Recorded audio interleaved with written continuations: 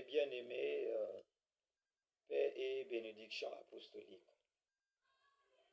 Je me présente, je suis le patriarche Joseph Ier, cardinal dans l'Église de l'Unité, président de la conférence épiscopale et archevêque pour l'archidiocèse de Brazzaville au Congo. Après quelques observations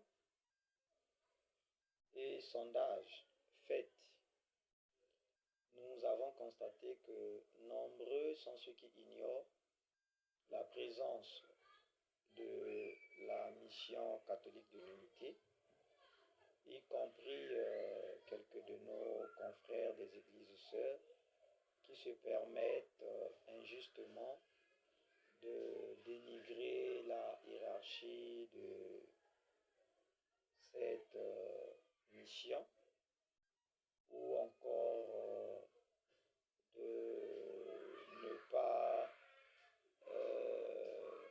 respecter cette église. Voilà pourquoi nous nous sommes permis de vous aider, de partager avec tout le monde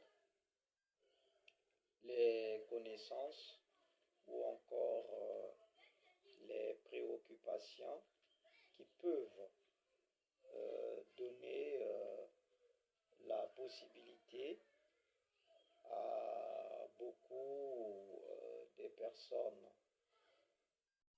pour que dans la suite ou encore dans un avenir aussi meilleur et proche, nous puissions acquérir les connaissances liées à cette mission.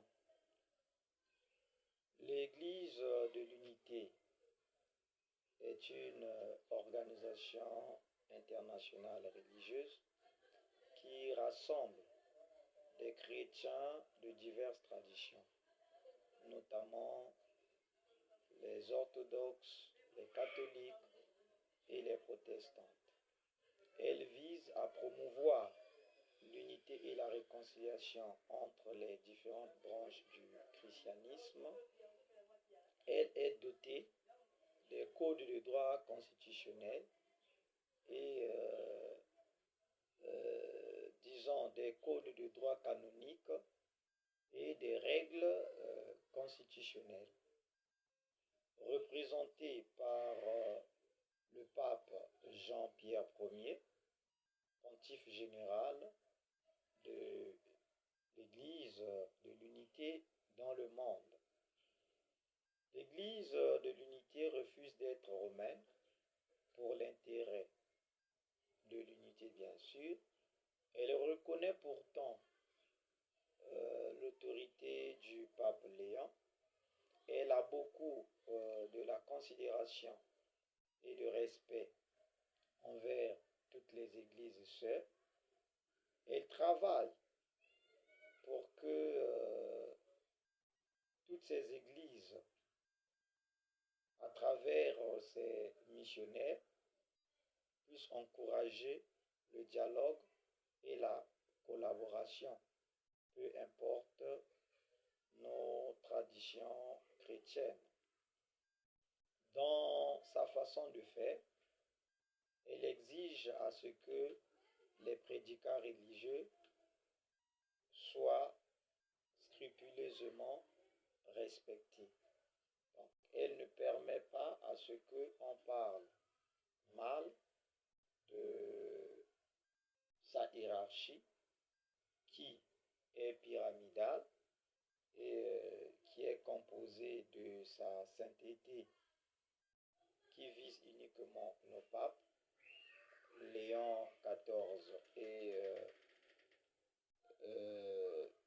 Jean-Pierre Ier, sa béatitude qui vise ses patriarches et les métropolites, son éminence vise le cardinal et l'archevêque, son excellence vise l'évêque titulaire ou l'évêque nommé dans son, disons, l'évêque nommé, et puis Monseigneur vise les prêtres élevés au rang d'archimandrite ou bénéficiaires du titre honorifique de Monseigneur.